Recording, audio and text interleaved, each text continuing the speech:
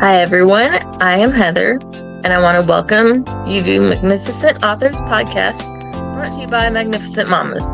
This is the show where we'll celebrate the magic of storytelling and the power of words. I'm your host, Heather, and each week I'll be sitting down with incredible authors from all walks of life to explore their creative journeys, uncover their writing secrets, and delve into worlds they create. Whether you are an aspiring writer, a passionate reader, or simply curious about the minds behind your favorite books, this is the podcast for you. So grab a cozy blanket, pour yourself a cup of tea, and get ready to be inspired by the magnificent authors who join us. Let's dive in. Hi everyone, I am Heather with Magnificent Mamas and Magnificent Authors Podcast. We're joined here today with author Andrew. I'm going to let you say your last name again. Najberg. Everyone, this is Andrew. Andrew, would you like to tell us a little bit about yourself? Yeah, hey, my name's Andrew Najberg, and I'm an author with a few different books out. My debut novel was The Mobius Door, and that was followed by Gala Talk. But most recently, I've put out 2 books in the last 5 weeks. Oh, wow. Collection of short stories, In Those Fading Stars, which mixes dark science fiction, horror, and magical realism. And then I was lucky enough to get to put out a Try Not to Die book through Mark Tullius and Vincier Press called Try Not to Die in the Shadowlands, an adult-oriented horror fantasy choose-your-own-adventure novel. That's awesome. Yeah, it was tremendously fun to write that, actually. That is very cool. And I love that you incorporate multiple genres across the board, kind of. I mean, I feel like with sci-fi and fantasy, you're going to have multiple genres, if that makes sense. Oh, absolutely. I mean, I think most stories will lend, they'll bring together 2 different types of story, and that's part of where Definitely. they get their identity from. So what got you into writing? So there's a couple answers to that, really. There's the where did I get interested in writing, which actually goes all the way back to like 3rd grade. I was raised on horror movies. My parents were big horror fans, and so I was kind of watching a lot of that to begin with. And then my sister was always self-conscious growing up, and she got really interested in writing for a short period of time. And it's funny because she dropped away from it pretty quickly, but she was really self-conscious, and she didn't want to write alone. And so she used to lock me in her room with her and force me to write stories while she wrote hers. And then we'd read them back and forth to each other. And so I got a really early start doing that. And, that was always fun. And we did that for actually a couple of years. And I have a pile of notebooks at home that we filled up that way. But no, overall, I didn't really get interested in writing, though, until much later. I had a couple teachers in high school that were encouraging of my creative responses to some of the assignments, and that kind of piqued my interest. But it wasn't until I got to college and I'd entered as a computer science major, and I got 3 years into that major, actually, and realized I absolutely hated programming.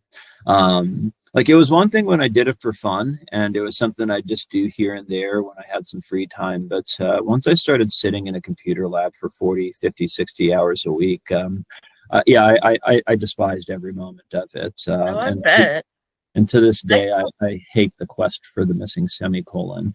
But no, at the same time, though, I had some problems. I transferred colleges midway through my my sophomore year. And I was assured that a lot of my credits would transfer over to the new school, and that I wouldn't have any problem continuing on, entering in as a sophomore and starting as a junior.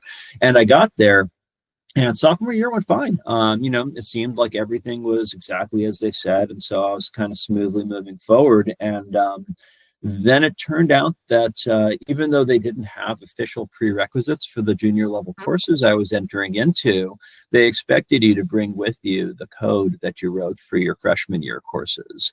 And so I found myself suddenly faced with either having to catch up with a whole year worth of programming at the beginning of the semester, literally starting with day 1, to be able to complete an assignment in the first week, or I would have to retake my entire freshman year of computer courses. At which point I had, as an elective, signed up for a poetry course with Dr. Arthur Smith, and I absolutely loved that course. And so to me, it wasn't the hardest decision to be like, you know what, hell with this. I'm out of here. And so I switched over to creative writing and didn't look back. That's awesome. Yeah, I think a lot of people when they're in college, I know I had no idea what I wanted to do. And you get some of those people that go in to college thinking, oh, I'm going to be an art major or I'm going to do this. And then 10 years later, they're doing something completely different. Absolutely. Especially nowadays. Well, I mean, that was You're some okay. of why I studied computers at the start. I did kind of like them. I used to like make my own adventure games and stuff, in old BASIC and DOS and things like that. And so, I mean, I kind of enjoyed it and was like, this will be a sure job.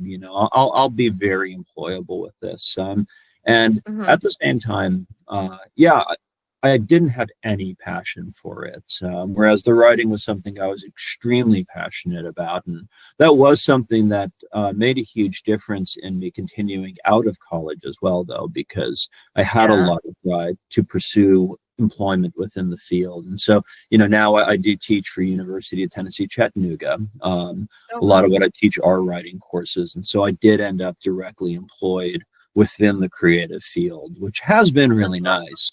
But a lot of people don't end up that way, and I do feel like I was really lucky to sort of carve a Yeah. path into it. It's wild. It really is. So tell me a little bit about your books that you've got published so far. So I try. Well, the first thing is you mentioned the multi-genres at the beginning, and one thing I really don't want to do is I don't want to repeat myself. And so one thing I'm really proud to say is that all of the books I've got out, I think are pretty unique from each other. So the Mobius Door, my debut novel, is a small town New England horror. I grew up in small town New Hampshire, and I grew up reading Stephen King and Dean Koontz, and all of those authors All who the loved classics.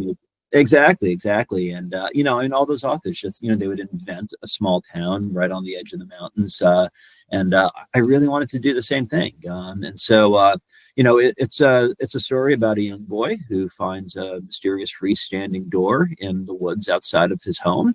And like any kid, who finds a door in the woods, he decides to open it and kind of play around. Yeah. When he opens it, he discovers that it's full of just this black uniform darkness. And, he tries to approach it scientifically, ultimately throwing a rock through it.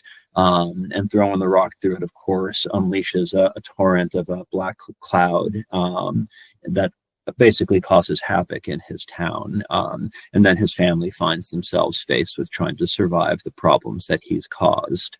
Oh, no. It was, it's done really well. Actually, I've been really kind of blown away by how many people really got into that book. And then I followed that with a science fiction horror novel called Galatok. It's a dystopian novel set 40 years after a nuclear exchange devastated a lot of Europe and the United States. And it's about a government bureaucrat named Hamil Ivarka who's dispatched on a survey expedition to catalog the remains of the Gali Otok Island prison. Gali Otok is Gali Otok's a very real place. It was called the Alcatraz of the Mediterranean. Of the 16,000 people interred there under communist Yugoslavia, about 4,000 died from disease, thirst, exposure, malnutrition, and the brutality of the island population. And my grandfather was sentenced there for 3 years for smuggling Western goods and capitalist propaganda under the Iron Curtain. And and so it's a really horrific place to begin with, and I really wanted to set a story there, and so naturally, the main premise is the team arrives there and discovers that they aren't the first people to have been sent there, and they find themselves trapped in having to both find out what's actually happening here while also trying to find a way off of the island. I followed that in March this year with a young adult fantasy novel called The Neverborn Thief. And that one was about a young boy named Connor who wakes up in the middle of the night to discover his shadow's being stolen and that he has to pursue the thief into the Shadowlands to get it back.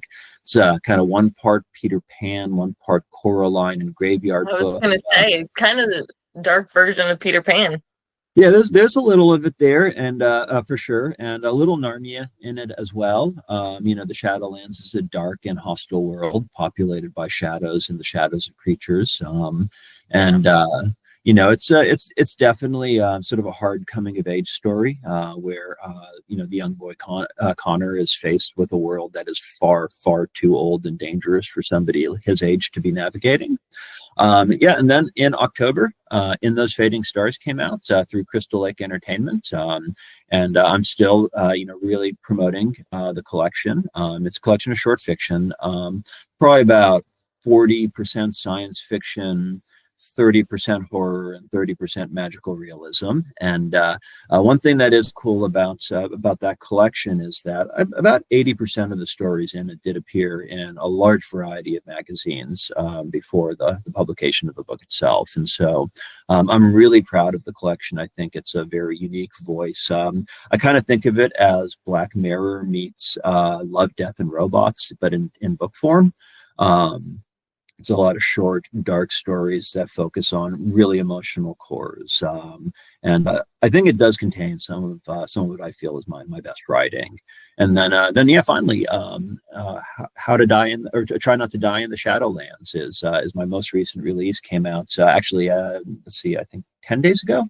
Oh wow! And it's a young adult. I call it young adult. It's a choose your own adventure horror fantasy novel, and it is linked to The Neverborn Thief, my young adult fantasy book. But it stands entirely on its own. You don't have to have read the other book to be able to read this and enjoy it. That's always important to know, and I feel like there's a lot of books out there that are part of a series, but could totally be standalone. Yeah, and, I prefer it that way, to tell you the truth. I would rather read a book that tells its own story than something that's a third of a story. It's not to say that I hate trilogies or I hate series. I mean, I definitely have some that I've just dove head first into. But I do think that there's currently a push in a lot of writing, not just in books, but also in film writing as well, to make everything part of a franchise, to make everything part of a larger universe. And I think that takes away some of the development that goes into creating a standalone story. You build a standalone story, you're tasked with creating a fullness to every part of it. The world needs to be its own world. The characters need to stand by themselves, and the plot needs to feel satisfactory and contained. I like that. I think there's a wonderful invention behind that. And sure, there's some fun to be said. For fun to be had in losing yourself in this huge, sprawling world. But it's I don't want everything to be that way. I want variety. I want a mix. How to or Try Not to Die in the Shadowlands. If you don't die, if you make all the right choices, I would describe it probably closer to a young adult narrative where you have a young protagonist and you have a fantastical world, but if you survive, it's a relatively bloodless and and somewhat intense, but not too crazy narrative. If you make the wrong choices, it's a very bloody affair. It definitely leans much more towards an adult audience. That's awesome. I remember reading books like that where you had to make the choices when I was younger, and I loved books like that. And I feel like you don't see them as much anymore. No, in fact, actually, that's one of the reasons I was so excited to get solicited to write this. I grew up reading choose your own adventure books, and I've always thought, why don't these exist for adults? And then one of my favorite contemporary authors is, two of them actually, is Duncan Ralston and John Cone. And both of them wrote entries for the Try Not to Die series, and that was kind of how I came across it, specifically through Duncan Ralston's Try Not to Die in Ghostland. And I saw that and I was like, oh, this is so cool. I love that there's an actual choose your own adventure horror novel. It seemed like the perfect medium for it. And then the owner and proprietor of the series, Mark Tullius, who also co-authors a lot of the books, he read my novel Galatok, and he really liked the voice, and he really liked the first person narration of it. And so, yeah, when he asked me if I wanted to write one, I was like, oh my God, this is a childhood dream come true. Yeah, that was one of the times I just said absolutely yes, unconditionally. And then it turned out to be just a fantastic experience. Like I said, it just came out, and it's been so exciting to start to see people's responses to reading it. So one thing that's unique about mine from the rest of the series is that mine is the only Try Not to Die title with 8 unique endings. The story has major branching paths within it, where there's key choices that you record until you record as you go, and they become consequential later in the narrative. And so you reach the ending, and you get to find out where you ended up. And it's been so cool to see people telling me which of the endings that they got. That's awesome. What book that you wrote would you say is the hardest, like, to write? Okay, so there's 2 answers to that one as well. One is that I do actually have a forthcoming novel called Extinction Dream that comes out in May 25, and that one was without a doubt the hardest thing I've ever written. It had 2 major challenges. One, it's written significantly in zero gravity. It was it's actually a space station that's both partially zero G and partially written to have motion, centrifugal force that creates the illusion of gravity in some parts of the station. And the physics of writing that story was an absolute headache. I had to remember at all times where every object was, because I needed to know if it'd be floating off, if it would be stuck to a surface, and so on and so forth. Oh, yeah. And that was incredibly frustrating. And the story itself for that one also has a major series of significant twists across the whole scope of the book. And there's about 3 major plot points that completely realign at each different moment the way you understand the story that's being told. And trying to keep track of the layers that I was in at any given time was an unbelievable headache. But then beyond that, though, Galatok, in terms of the books that I have out, was a very difficult story to write because the voice is really distinctive to it. It's written by a character who's essentially thinking in translation. The character, hard. Yeah, and the world of the story has several different dialects in competition with each other. And, I kind of borrowed some of the voices of people that I know who are immigrants from that area to help create some of the distinct voices. But because it was really dense in dialect and voice, and it had its own idioms, staying consistent and cohesive with the voice all the way through, while also creating distinctly different character voices was a laborious task. It took a lot of revision, a lot of rewrites, a lot of reading things out loud to make sure it just had that ear sound going correctly. You've got to do that. Like, honestly, my daughter listens to audiobooks, and we have a thing on my computer and on hers where anything you write, can be read back to you.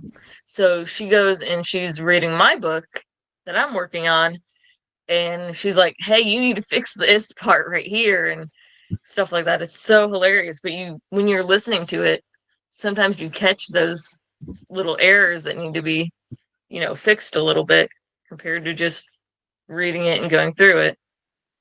Oh, absolutely. And it's the same too if you when you're revising your own stuff, not necessarily listening to it, but if you read it out loud, one thing it forces is when we're reading our own work, we tend to accelerate and skip things, especially stuff we just assume we got right in those basic things. If you read it out loud, though, and you're careful to articulate it, you force yourself to pay attention to each and every word. And as a result, you catch things that you would normally just kind of blur together as you read through. It's an incredibly necessary technique, especially if you want to bring your writing to have that professional level of polish that we really need to have. Yeah, it drives me nuts reading some stuff, and you can tell it's maybe not necessarily in proper English Mhm. per se. Like, I'm not trying to be discriminating, so I'm trying to carefully word this, but I don't know. But anyways, so when you're reading something and you notice the words are wrong or the spelling is majorly wrong repeatedly, Mhm. like throughout the whole entire book, like one thing here or there, whatever, but like a bunch, it's like, eek, how did this become a book? Well, yeah, I mean, if nothing else, I do think that, especially when you are charging for books, I think, when people are weighing what they're spending their money on, you want something that feels like it has a level of polish to it. And I think there's Oh yeah, definitely ways you can excuse some significant dialect if it is essential to the character, essential to the yeah, delivery. One of the examples that comes to mind for me is Zora Neale Hurston's "Their Eyes Were Watching God." I mean, that book is written in incredibly dense dialect, and it does take some effort to make it through, but you feel the intentionality of that dialect all the way through. So all of definitely. the phonetic spellings and stuff, that that's how it was crafted to be. And once you get used to it, you can see how it actually enriches the experience. Other times, though, you're reading something and the errors feel unintentional, that you just come Hmm. across spelling that there's no reason for it to be misspelled. It doesn't add to the sound of the language. It doesn't add to the feel of the book. Instead, Yeah, it just feels like something that was omitted or overlooked in a proofreading and probably I should have. remember reading a book once where like halfway through the book, the main character's name was something totally different. I was like, oh, somebody messed up a little bit on editing. And I don't know about you with names, but like I've changed one character's name like 3 times, and Mhm. going back through is like, oh my gosh, such a process. But it's just funny to think, you change your name, don't forget to check it all. Oh yeah, no. Actually, one thing that was funny is in Galatalk there was a character whose name is Brogden, but initially it was Brodgen, and I decided that I liked the sound a little bit more, maybe a third halfway through the composition, and I swapped the spelling, and oh my gosh, I was literally chasing down different spellings of that because of things like Oh no. apostrophes, which would prevent it from being found through searches. I was chasing misspellings of that all the way through the submission process. And yeah, I mean, it's funny because a simple change like that can be absolutely just maddening to try to completely Make smooth all the out. difference. Yeah, it's crazy. So who are your favorite authors? Oh, that's a complicated question. It is very complicated. I do read really broadly. I pull from a lot of strange influences. So, like my all-time favorite author is actually probably Franz Kafka. The Trial is one of my favorite novels of all time. He wrote Metamorphosis, is probably his best known work. It's the short story that begins with the line, something along the lines of Gregor Samsa woke one morning to discover he'd turned into a bug. No. And he was a really fascinating author in around 1910, 1920ish during the surrealist movement, and his last name actually has become something of an adjective. If something is sort of weird, defies explanation, and feels kind of bizarre, it's often described as Kafkaesque. But I've always loved his work. He was one of my earliest influences. And then, more contemporarily, Jeff Vandermeer, especially the Southern Reach trilogy and the first book in particular, Annihilation, is a Hmm. huge favorite of mine. In terms of people writing right now, I love Dan Franklin's work. These Things Linger is brilliant and heartbreaking work that I thought was absolutely fabulous. And his Down into the Sea follow-up was also a really excellent novel. Blaine Daigle is an amazing contemporary author of Gothic horror. A Dark Rue and A Dark Event and Endless Sea are both just incredible books. And I got to be an advanced reader for his forthcoming novel, Ashes of August Manor, and it's really, really good. But then, I mean, I love so many classics too. Stephen King is a It's huge really hard to choose one. Oh, I know. I mean, there's, of course, Dean Koontz, Brian Keene. Oh yeah. And Brian Keene is just amazing too, because not only is he a fantastic writer, but he's also a really outstanding person. And then, I was a big Neil Gaiman fan for a long time. He had a lot of influence on my work. I know he's been sort of enmeshed in controversy now, but that's always unfortunate when those kinds of things happen. I read a good bit of poetry. Arthur Smith and Jack Gilbert and Stan Rice were some favorites of mine. And then actually I have a specialty for teaching of Japanese literature. So I read 20th century and early 21st century Japanese novels, particularly by women authors. Memory Police by Yoko Ogawa is a huge favorite of mine, and so is Earthlings by Sayaka Murata. And then Haruki Murakami is actually he might be my favorite author of all time. Some of his work. It's hard to choose just one. Oh, I know, exactly. I mean, it's definitely that, the favorite author's question is definitely one you can just list through and keep going. J.R.R. Tolkien was a huge influence on me getting interested in reading. Same with C.S. Lewis and Narnia, and Richard Adams' Watership Down. I loved those those early fantasy novels that really created these rich complex worlds out of nothing. I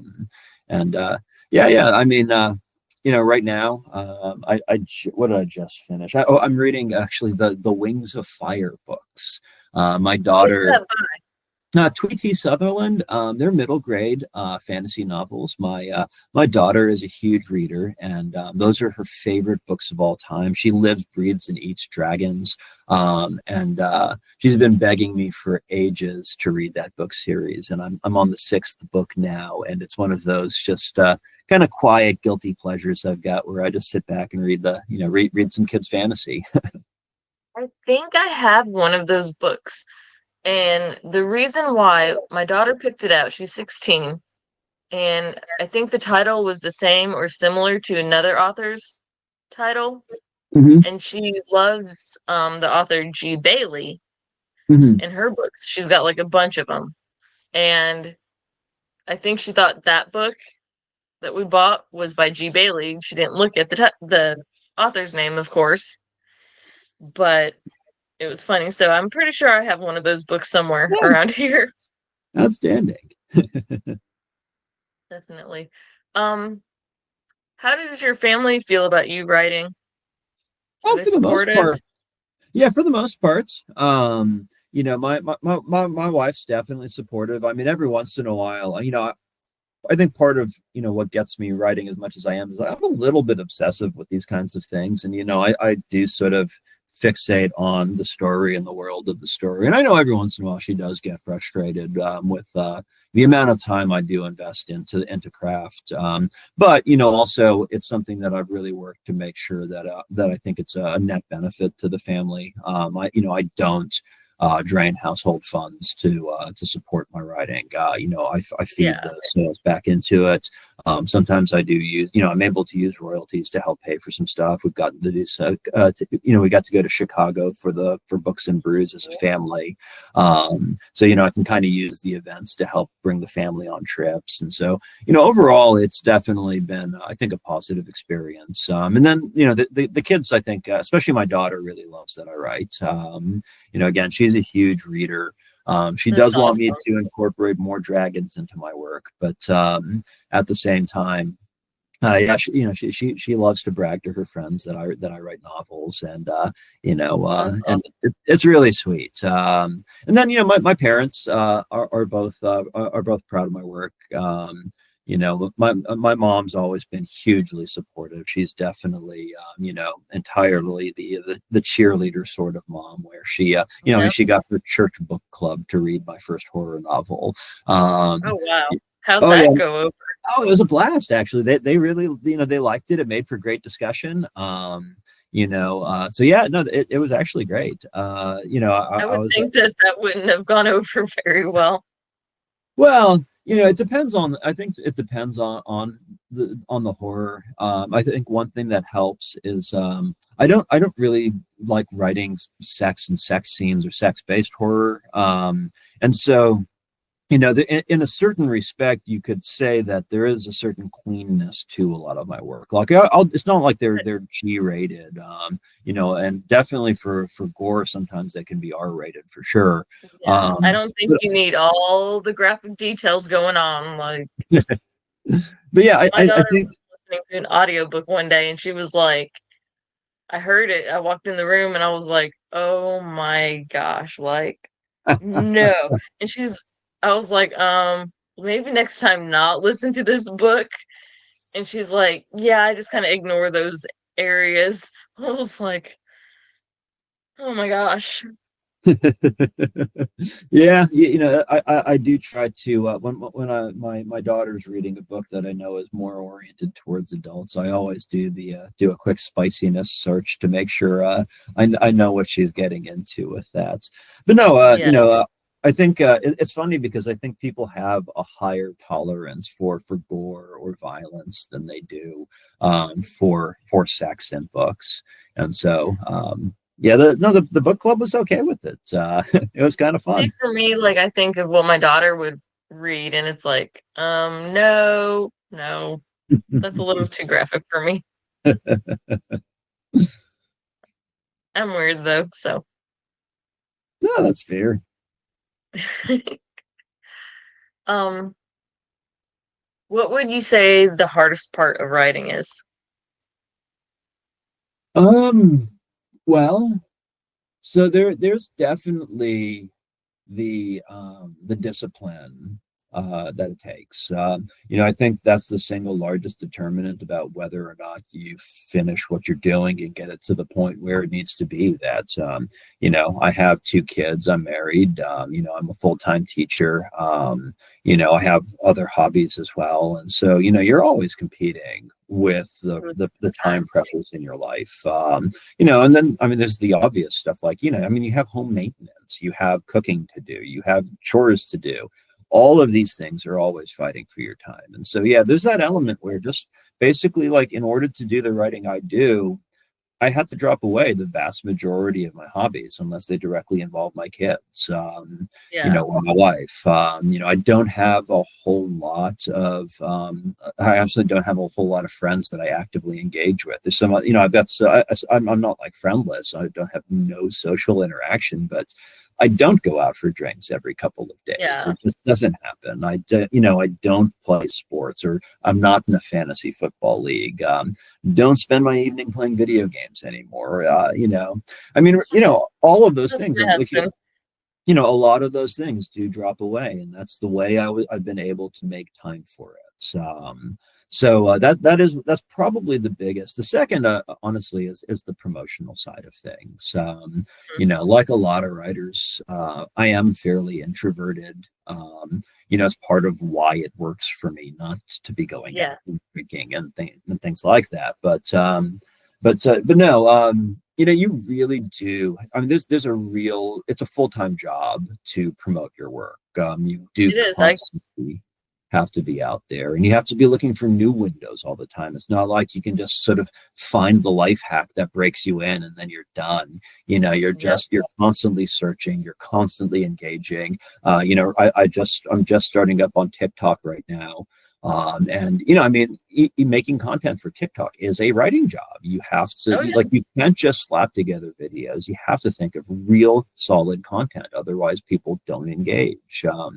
So yeah, it's that's definitely a challenge. It ties in with the whole discipline of it thing, where you're carving out time for all of these different aspects. And sometimes I do wish I could just sit there writing and hand everything off and just never think about that side of things, but it's just not the reality. I'm not sure if you've ever done the Nano Remo or however you say it challenge. No, but that's also like I love the idea of it, and I love how it gets so many people writing. I think that's Mhm. phenomenal, and I love the heck out of it for that. It doesn't mesh with how I work. Yeah. I'm definitely like I am a slow and steady author. Like I have right now a novel I'm actively composing. I have a novella that I'm charting out.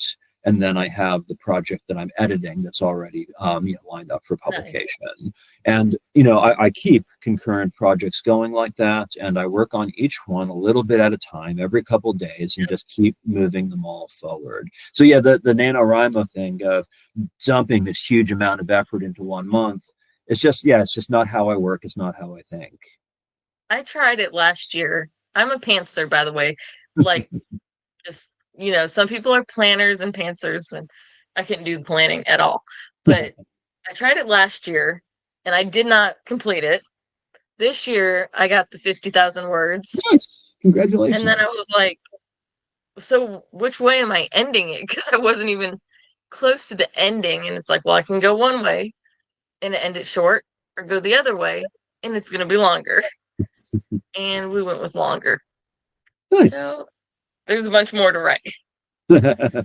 Hey, nothing wrong with that. All my work tends to, aside from the short story collection, obviously, pretty much everything I do ends up somewhere right around about 90,000 words. That seems to be the sweet spot that I just naturally think towards. Definitely. It was funny. It was like 2 days before it was supposed to end, 2 or 3 days. And my daughter's like, Mom, are you going to finish in time? Because I had like 10 or 15,000 words left. I was like, yes, I'm going to finish.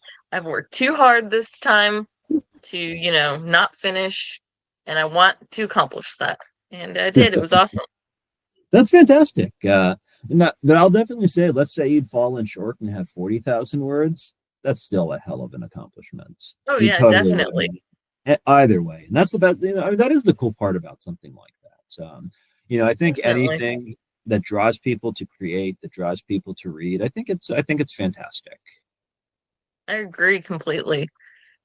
I think, the creativity part of all of us, because writing is creating and it's art, it's creative, that we just, a lot of people don't even see it as art, but it is. But there's so much you can write about and so much going into it that no one's going to write the same thing. No one's going to have the same ideas or the same, cliffhangers and twists and whatnot. And it's just so amazing to see all the authors out there. Like, I love to support indie authors and self-published authors and whatnot, and to see them, gain the traction and get their books out there. It's awesome. I kind of went on a tangent there. Sorry. Oh, no, absolutely. I mean, I'm a huge supporter of small press and indie authors. A huge number of the people in the community I've kind of been kind of build myself within are fit that exact category, and they put out some amazing work. I mean, there's some of the books I've read coming from these indie authors, I think are not only are they the same quality that you would find from a major, big five publisher, but I think they're more innovative. I think they have more freedom to take risks and tell unusual new stories. That I mean, I'm finding more inventive, more creative stuff in the indie scene. Definitely. What kind of advice would you have for any aspiring author or new author, anything like that? So first off, start now. It's a slow process. Everything in writing moves slowly in some capacity. And if you try to rush it, that's one of the easiest ways to sort of damage what you're trying to put out. And, it's not to say that, you can't be efficient and you can put out things pretty regularly. I mean, I do know authors who are able to put out a high quality book every 6 months, maybe something like that. But if you get impatient and you get frustrated that, oh my gosh, I've been working on this book for a month and it's not done, well, I mean, that is part of it. You just sit down every day and you sit down and you keep working. Same with once you get the book done, it's not going to publish quickly. In fact, actually, most publishers that move really fast, that's a red flag. Actually, if they accept it and they're like, we'll have it out in 3 months, in a lot of cases, that means that there's going to be something that's off in the process. Instead, the full process will often take up to a year to get your book out, maybe more. If they're working you in a well-managed schedule, it can take a long time for that book to come out. Yeah. And then once it comes out, you can't just expect readers to pick it up left and right. It takes time to build awareness. You have to keep working, keep plugging at it. And so, every step of the way, it all takes time. It all takes dedication. At the end of the day, I do think it's worth it. I think it's a great journey. And I think, when you look back at it, if you've got a piece of work that you're proud of, that alone, I think, is worth the journey, that you've brought something out into the world that didn't exist before. And then everything else beyond that is just bonus and benefits. Definitely. And that's all something good I'm going to have to edit that part. Sorry, my brain's just not awake enough. I need coffee. I totally spaced. Do you have any events or anything coming up soon? Yeah. So I've got a couple things on the calendar for next year. So January 26th is the next big thing. I'm going to be at the Dark Brew Festival in Mount Joy, Pennsylvania. And I'm really excited about that one. It's got a really fantastic cast of authors coming, including folk like Nick Roberts and John Durgan and Jay Bauer. Edmund Stone will be there. Really, there's just a phenomenal list showing up. I'm really excited to be a part of it. Then in March, I'll be at AuthorCon 5 in Williamsburg, Virginia. And, that's AuthorCon's connected to Scares That Care and hosted by Brian Keene. And it is just an incredible event. So that was actually my first major writing convention this last April, AuthorCon 3. And it was an amazing experience, and I can't wait to do it again. And then finally, I think it's in June, I'm doing Books and Brews 2 through the Books of Horror group. I was part of Books of Brews 1 in Chicago, and number 2 is in Evansville, Indiana. Evansville is like 45 minutes from me. Oh, very cool. Very cool. But no, it's absolutely, it was the first one was a fantastic event. So I'm so excited to be part of it. That's the main calendar. Those are the 3 big events that I've got planned. That's awesome.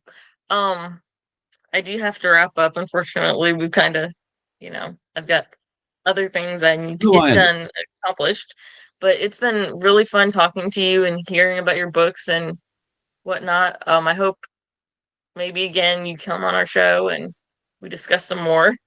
Absolutely. When absolutely. I'm more awake. No, thank you so much for having me. It's been great. Definitely. It's been fun. And it's been awesome to hear about your books. Also, the day that this podcast airs, then your books will be shown on our social media, links to buy, that kind of thing too. Very cool. Outstanding. Well, thank you so much. Thank you so much. You too. Have a good day. You too.